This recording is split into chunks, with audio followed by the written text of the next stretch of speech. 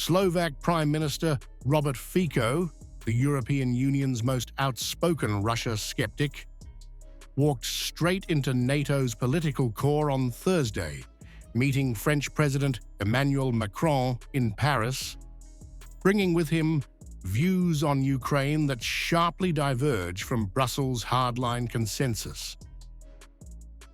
The symbolism was impossible to miss.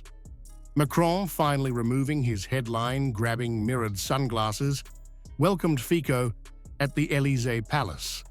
But behind the diplomatic smiles, the talks exposed growing fractures inside Europe over the war with Russia and the future direction of EU policy. Greater unity and solidarity to guarantee our European independence. This is the purpose of our exchange in Paris with the Slovak Prime Minister Robert Fico. Our European and bilateral agenda must allow us to accelerate on the essentials: energy, competitiveness, defense, but also the protection of our democracies based on the values of the European Union. Fico said he used the meeting to update Macron on Slovakia's position on Ukraine, stressing that as a direct neighbor of the conflict, Bratislava sees the war differently. He acknowledged clear disagreements on military aspects of the conflict, while highlighting Slovakia's humanitarian aid to Ukraine during the harsh winter.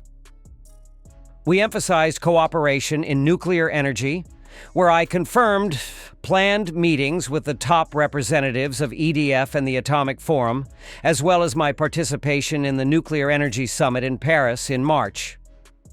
Given the concept of a stronger, independent, and sovereign core European Union, which I also support, it was natural that we also paid attention to the opportunities created by France's advanced arms industry and the dynamically developing Slovak engineering sector. The Slovak leader also criticized the European Union's approach to enlargement, calling its treatment of Serbia unfair, another stance that puts him at odds with many EU and NATO partners. Fico has repeatedly warned that sanctions on Russia hurt smaller economies more than Moscow and has hinted he could block future measures. Despite political tensions, the talks covered cooperation in nuclear energy, EU competitiveness, and defense industries. Fico confirmed planned meetings with French nuclear giant EDF and his participation in the Nuclear Energy Summit in Paris this March. Fico's Paris visit, his first since Macron's 2022 re-election, follows trips to China and the United States, reinforcing his image as a leader, charting an independent course.